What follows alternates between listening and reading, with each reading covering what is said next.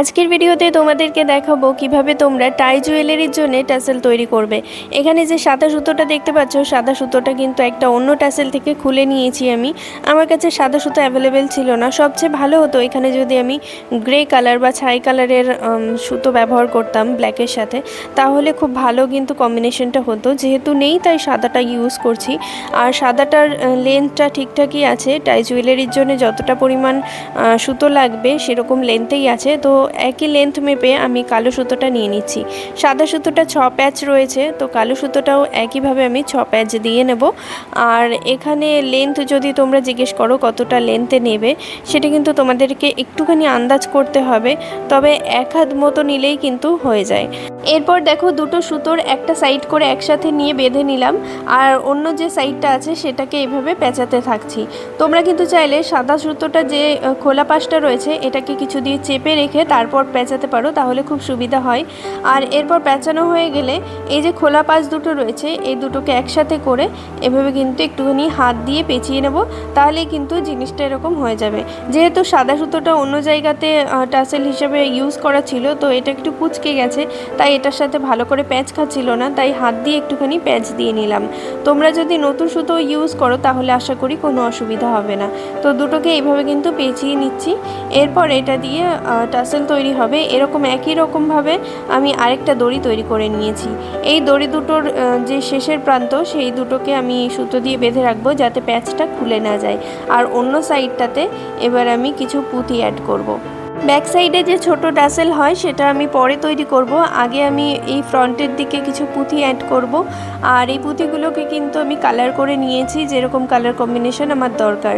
এগুলো কিন্তু wooden beads মানে কাঠের পুঁতি, তো এগুলোকে আলাদা করে কিন্তু কালার করাই থাকে। তো এটার ওপর আমি কালার করে নিয়েছি। এরপর দেখো যতটা লেন্থে আমার টাসেলটা দরকার ততটা লেন্থে আমি এরকম গিট দিয়ে নিলাম, আর কিছুটা অংশ এরকম ফাঁকা রাখলাম। এই বাকি যে কিছুটা অংশ ফাঁকা রেখেছি এখানেই এবার কাঠের পুঁতিটাকে অ্যাড করব। প্রথমে কাঠের পুঁতিটাকে আমি ভালোভাবে ঢুকিয়ে নিলাম। এরপর একটা কড়ি বসাবো। কড়ি বসানোর জন্য এখানে কিন্তু কড়ির মধ্যে দিয়ে সুতোটাকে খুব ভালোভাবে টাইট করে কিন্তু ভরে নিতে হবে। এক্ষেত্রে তোমরা কিন্তু যে কোনো পেন্সিল বা পেনের ব্যবহার করতে পারো সুতোটাকে কড়ির মধ্যে ঢোকানোর জন্য। আর ওপর থেকে অবশ্যই কিন্তু ফেব্রিক্রিলের ফেব্রিক আঠাটা দিয়ে নিও, তাহলে খুব ভালোভাবে কিন্তু এটা আটকে যাবে। আর এই যে কড়ির খাঁজটা রয়েছে এটার মধ্যে যদি তোমরা পেন্সিল দিয়ে সুতোটাকে ঢুকিয়ে আঠা দিয়ে দিতে পারো তাহলে কিন্তু এটা খোলার চান্স থাকে না। আর বাকি যে এক্সট্রা পার্টটা আছে সেটা কড়ির ব্যাক সাইডে এভাবে আঠা দিয়ে আটকে দিলাম। এটা শুকিয়ে গেলে আর খুলবে না। এই একই রকমভাবে আমি আরও একটা পুঁথি ভরে কড়ি ভরে নেব। এরকমভাবে দুটো সাইডেই কিন্তু আমি কড়ি আর পুঁথি দিয়ে এভাবে ডিজাইন করে নিলাম। এবার ব্যাক সাইডের যে টাসেলটা সেটাকে তৈরি করব। তার জন্য কিন্তু প্রথমে আমাকে একটা এরকম উডেন বিডস ভরে নিতে হবে, যেহেতু এর ব্যাক সাইডে লক থাকবে।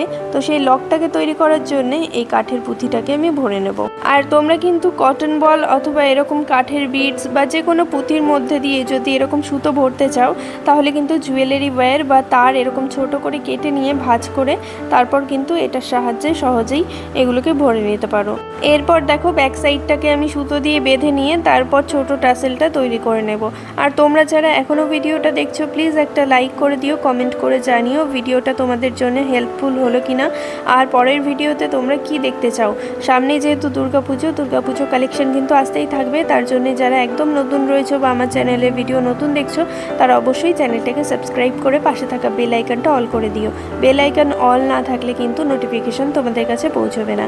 এখানে দেখতেই পাচ্ছ কতগুলো আমি সুতো এভাবে কিন্তু নিয়েছিলাম, সেগুলোকে মাঝ বরাবর রেখে সুতো দিয়ে বেঁধে আবার ফোল্ড করে দিলাম। তাতে কিন্তু দুভাঁজ হয়ে গেল সুতোগুলো, আর সুতোর ফিনিশিংটাও চলে এসেছে। এরপর আমি এর যে গোড়ার দিকের অংশ আছে এই জায়গাটায় আরও একটুখানি এক্সট্রা সুতো নিয়ে পেঁচিয়ে নেব যাতে এখান থেকে সুতো বেরিয়ে না থাকে। তোমরা অনেকেই আমায় জানিয়েছিলে যে তোমরা জুয়েলারি বিজনেস করতে চাইছো কিন্তু ভয় পাচ্ছ যে ইনভেস্টমেন্টটা লস না হয়ে যায়, বা প্রথমেই যখন তোমরা জিনিসটা তৈরি করবে তখন অতটা ভালো ফিনিশিং আসবে না, তখন তোমরা কিভাবে সেল করবে বা কিভাবে তোমরা বিজনেসটাকে টিকিয়ে রাখবে। তো আমি তোমাদেরকে এমন একটা টিপস দেবো যেটার মাধ্যমে তোমরা বিনা ইনভেস্টমেন্টে বিজনেসটা করে দেখতে পারো। তারপর যদি তোমাদের মনে হয় বিজনেসটা প্রফিটেবল বা তোমাদের দ্বারা ভালোভাবেই সেল হয়ে যাচ্ছে জুয়েলারি, তাহলে কিন্তু তোমরা ইনভেস্ট টেস্ট করে তারপর জুয়েলারি নিজে হাতে বানিয়ে কিন্তু সেল করতে পারো। তার জন্য কিন্তু অবশ্যই পরবর্তী ভিডিওটা ফলো করতে হবে।